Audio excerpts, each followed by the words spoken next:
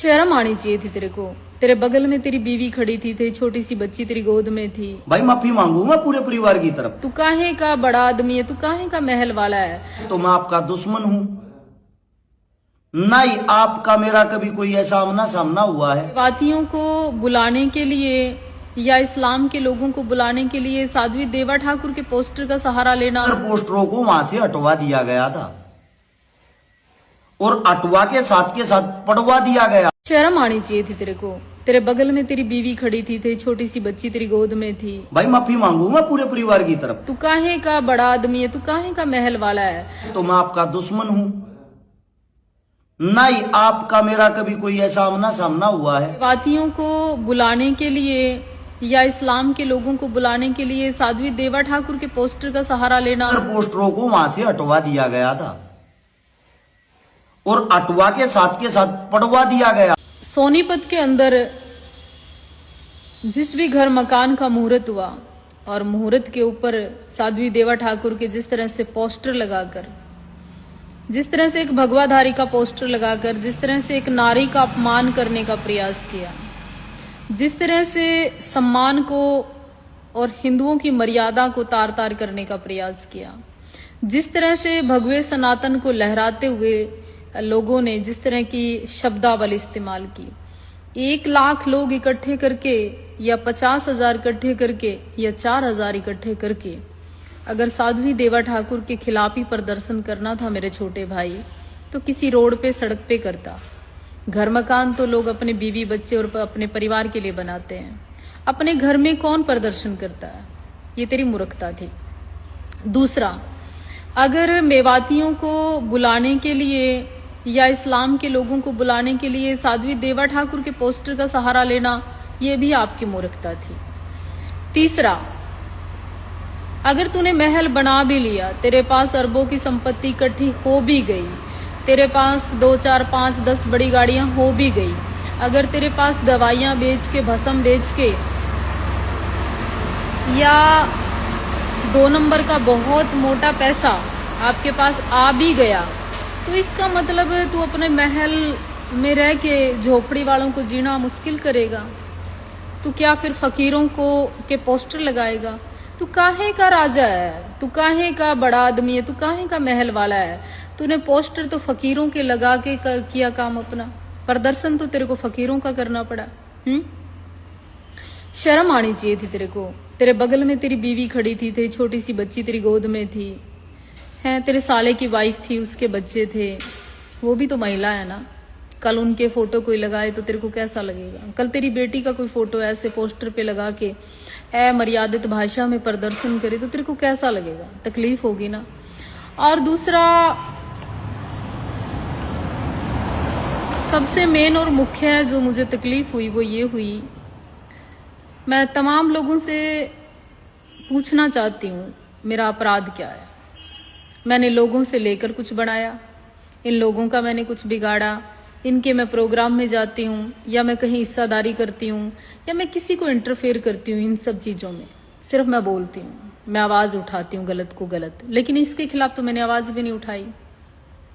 इसका पूरी दुनिया ने मजाक उड़ाया, घर पे ताला लगा, मैंने तब भी कुछ नहीं कहा।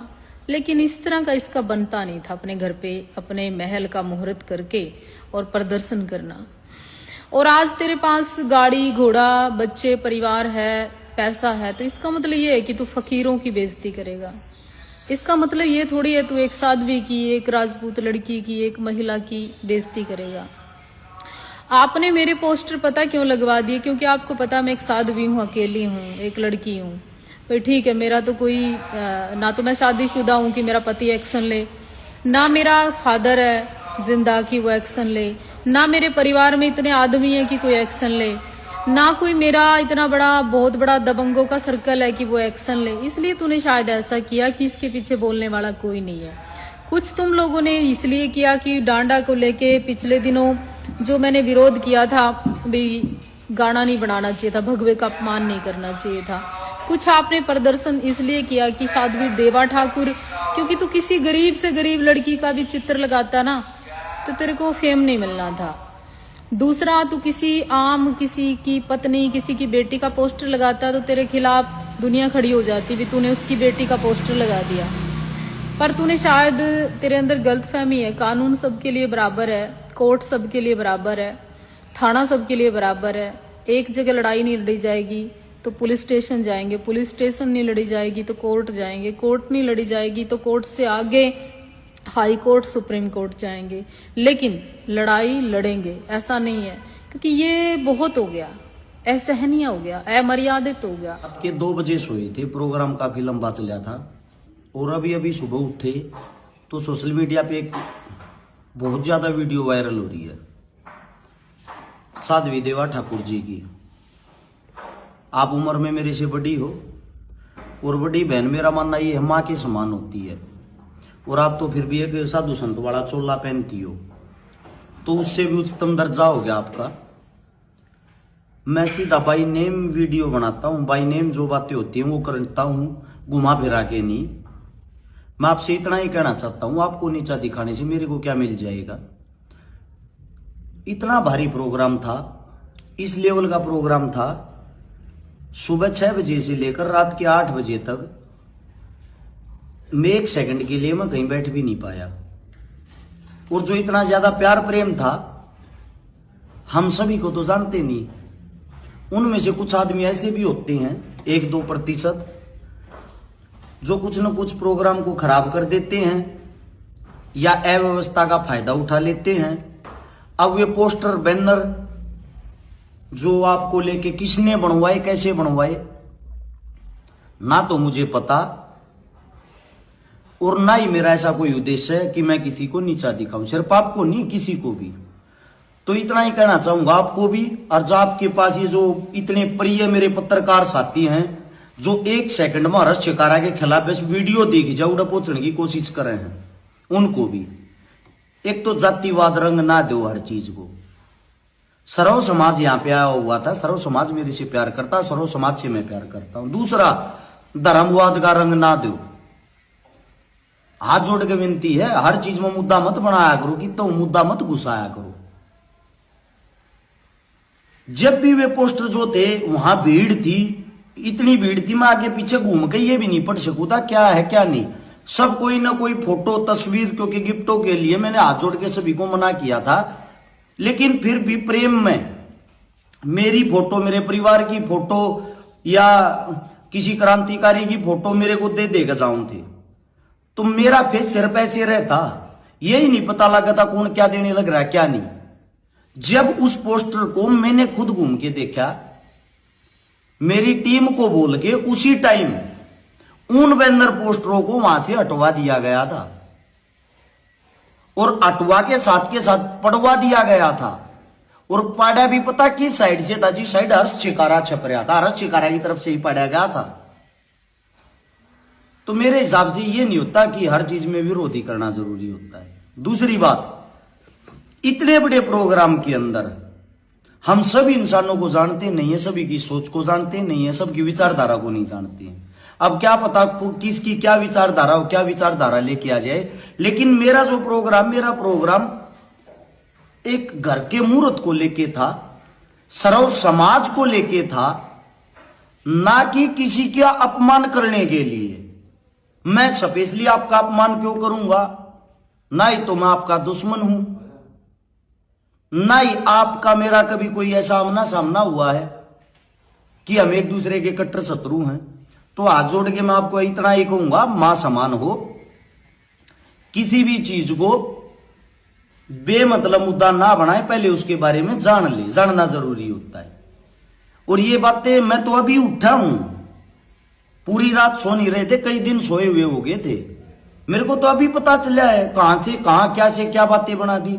इतना अच्छा हरियाणा के अंदर पहली बार इतना बड़ा इतना अच्छा प्रोग्राम हुआ है, और उस प्रोग्राम में भी आप देखो, साधु कोई भी होता है वो शांत स्वभाव का होता है, शांत और संत जो होता है वही तो साधु होता है।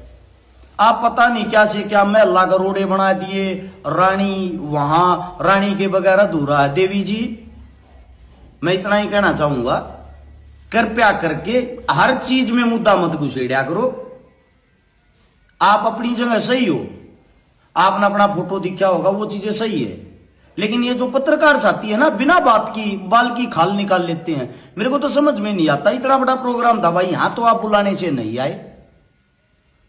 हमने तो सबको बोल रखा था आप लोगों का ही प्रोग्राम है, और जहां हमारे खिलाफ विपरीत स्थितियां दिखती हैं वहां आप 1 सेकंड में पहुंच जाते हो।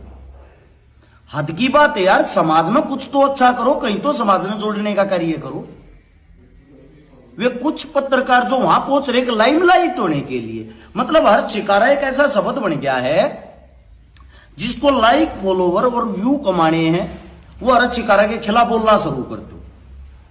अगर वो आपका वापस जवाब देगा तो आपका जब भी नाम हो जाएगा, आपका जवाब नहीं देगा तो 4 आदमियों में बैठ के आप ये कहोगे देखा हमने हर्ष चिकारा को दबा लिया। कृपया करके भाई ऐसा काम ना करो। मैंने ऐसा कोई भी काम नहीं किया जिसे समाज टूटे। हाथ जोड़ के विनती है, ना मैं किसी धर्म के खिलाफ बोल रहा हूं आज तक। आप लोग बिना बात की बात बना देते हो कुछ भी। मैं पाखंडवाद के खिलाफ बोलता हूं, धर्म के खिलाफ नहीं। तो मेरी विनती है, जितनी जो भी हरियाणा की जनता और साध्वी विदेवा ठाकुर जी, आपसे भी देखो, आपने जो अपनी कार्रवाई करनी, आप बोल रहे थे मानहानि का मुकदमा डालूंगी, इस टाइप की जो कुछ भी, वो आपका एक हक है। जो आपको करना वो आप करोगे, उस चीज के लिए मैं आपके कार्य में बाधा नहीं डाल रहा। आपकी अपनी लाइफ, अपना जीवन है, लेकिन ऐसी मेरी कोई मंशा नहीं थी जो आपको मैं नीचा दिखाऊं। इतना ही मेरा कहना था। ये पत्रकार बिना बात की बात बनाओगे, कोई विपक्ष की वीडियो करेगा, कोई पक्ष की, इसीलिए मैंने सोचा इससे अच्छा ये है ना स्वयं मैं ही वीडियो डालूं। आपका मेरे पास नंबर नहीं था, अगर नंबर होता तो मैं कॉल करके आपसे बातें करके या आपको ये बातें बताता, जिसके कारण आपको अच्छा भी लगता मेरे हिसाब से। दूसरी बात, मैंने तो आपको लाना देना चाहिए। यहां पे इतने साधु संत आए हुए थे, सबका सांझला प्रोग्राम था, सबका चूल्हा नोत था। आपको यहां पे आके दूरियां खत्म करनी चाहिए थी, उलाना तो मन देना चाहिए ना। एक सामाजिक काम में आप शामिल नहीं हुए, आप मेरे को उल्टा डांट रहे हो। इतना ही कहना चाहूंगा, माता समान हो आप। आपकी बुराई करके या आपके बारे में बुरा शब्द बोल के मुझे क्या मिलेगा, कहां मेरी प्रशंसा होगी। मैंने ऐसी कोई लोभी तैयार नहीं करनी कि किसी की खिलाफत करके मैंने ऊपर जाना है। मैं सच्चाई और अच्छाई के रास्ते पे ही चलूंगा, मेरे साथ कोई आए या ना आए। सभी को राम राम भाई। और जितने जो साथी हैं, किसी जाने अनजाने में और किसी से भी मेरे परिवार से या मेरे से कोई गलती हो रही हो, भाई माफी मांगूंगा पूरे परिवार की तरफ से। गलती के लिए वैसे हाथ नहीं जोड़ा मैं कभी। कोई ये सोचता हूं मैं झुक के हाथ जोड़ता हूं, इस चीज के लिए गर्दन कट सकती है भाई। लेकिन गलत है जो गलत है, गलत को गलत मान लेना चाहिए।